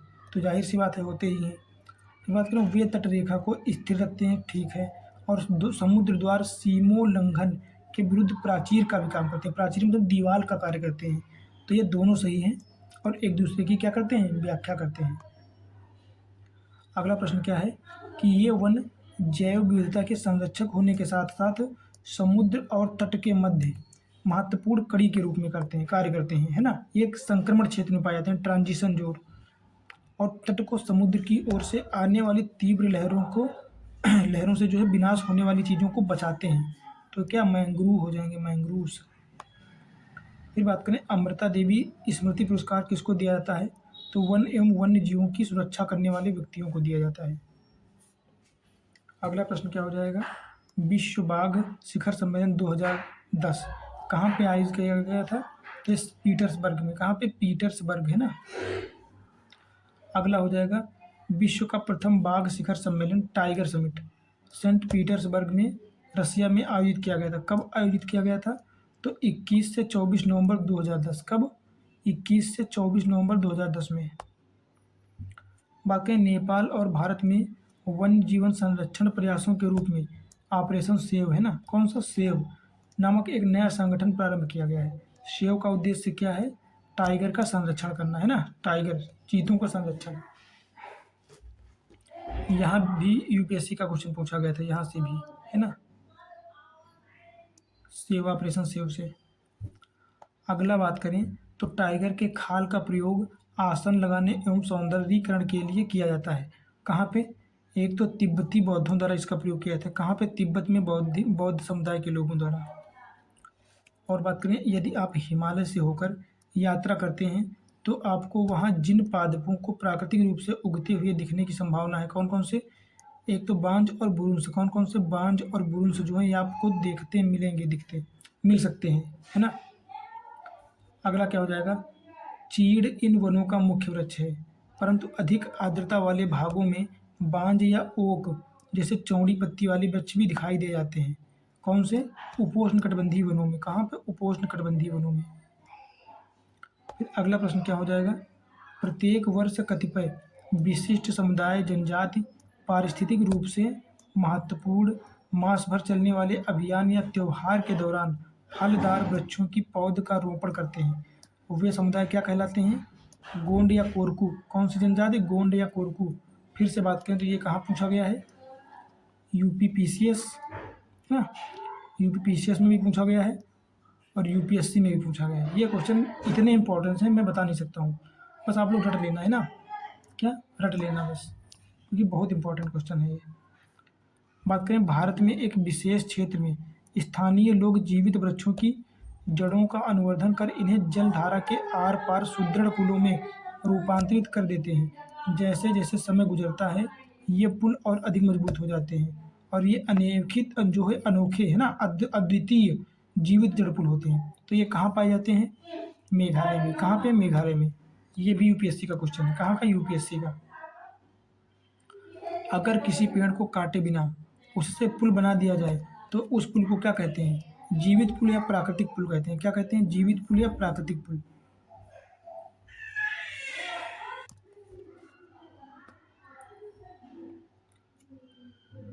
तो अगला प्रश्न क्या हो जाएगा कि भारतीय पशु कल्याण बोर्ड देश में पशुओं के कल्याण को बढ़ावा देने तथा पशु कल्याण कानूनों पर है ना, पशु कल्याण कानूनों पर है। कैसा, यह एक सांविधिक सलाहकारी निकाय है। कैसा, स्टूटरी एवं एडवाइजरी, ये जो है अनिवार्य नहीं है ना ही बाध्यकारी है, ये सिर्फ सलाहकारी सांविधिक संस्था है ना, कैसी, स्टैट्यूटरी बॉडी है। अगला बात करें तो राष्ट्रीय बाघ संरक्षण प्राधिकरण, ये भी एक सांविधिक निकाय है, कैसी, सांविधिक, है ना। तो ये क्या करती है, पर्यावरण वन एवं जलवायु परिवर्तन मंत्रालय के अंतर्गत कार्य करती है। किससे, पर्यावरण संरक्षण से संबंधित। बात करें भारत में पहली राष्ट्रीय वन नीति कब लाई गई थी, तो 1894 में। कब, 1894 में। बात करें स्वतंत्र भारत की पहली राष्ट्रीय वन नीति, तो ये 1952 हो जाएगी। कौन सी, 1952। और देश में 1/3 तथा या 33.33% क्षेत्र में, पहाड़ी क्षेत्रों में 2/3 मतलब 66.67% वन तथा वृक्षारोपण होने की आवश्यकता कौन सी वन नीति में लाई गई, तो राष्ट्रीय वन नीति 1988 के अनुसार, है ना। जिनका वृक्ष छत्र घनत्व जो है 70% से अधिक होता है, 70% से, उनको क्या कहते हैं, उनको कहते हैं अति सघन वन। और जिनका वृक्ष छत्र घनत्व 40 से 70 के मध्य होता है तो उसको कहते हैं मध्य सघन वन। कौन से, मध्य सघन वन। फिर बात करें जिनका वृक्ष छत्र घनत्व 40 और 10 के मध्य, 10 से 40 के मध्य होता है, उनको खुले वन कहते हैं। कौन से, खुले वन, है ना। और भारत में सबसे ज़्यादा मात्रा किसकी है, खुले वनों की। बात करें 10% से कम वृक्ष छत्र घनत्व वाली निम्न स्तरीय वन भूमि को क्या कहते हैं, इनको कहते हैं झाड़ी, जो कि स्क्रब होते हैं। क्या होते हैं, स्क्रब, है ना। बात करें ISFR 2017 के अनुसार देश में झाड़ियों, इससे कोई मतलब नहीं है ना, ये 2017 की रिपोर्ट से। अब हमको 2024 की देखना है ना। सर्वाधिक वनावरण प्रतिशत वाले संघीय राज्य कहाँ हो जाएगा, तो लक्षद्वीप हो जाएगा। कौन सा, लक्षद्वीप, है ना। और सर्वाधिक वनावरण प्रतिशतता वाला मिजोरम हो जाएगा, है ना। हालांकि ये तो रटने वाले फैक्ट हैं और ये 2024 में अभी रिपोर्ट जो हाल ही में आई है ना, 2021 की शायद, तो उसको पढ़ने से फ़ायदा होगा। ये 2017 की रिपोर्ट की हैं, तो इनको पढ़ने से कोई मतलब नहीं है खास, है ना। और क्या, ये तो ये जो है पूरा का पूरा फैक्ट पढ़ने से कोई फ़ायदा नहीं है आप लोगों का, ये मत रटना, है ना, क्योंकि ये जो है 2017 की रिपोर्ट के माध्यम से दिया गया है। तो हम लोगों को पढ़ना कौन सी है अभी हाल ही में जो आई है 2024 में, है ना, तो हमको ये रिपोर्ट पढ़नी है, तो ये लोग आप लोग छोड़ सकते हो।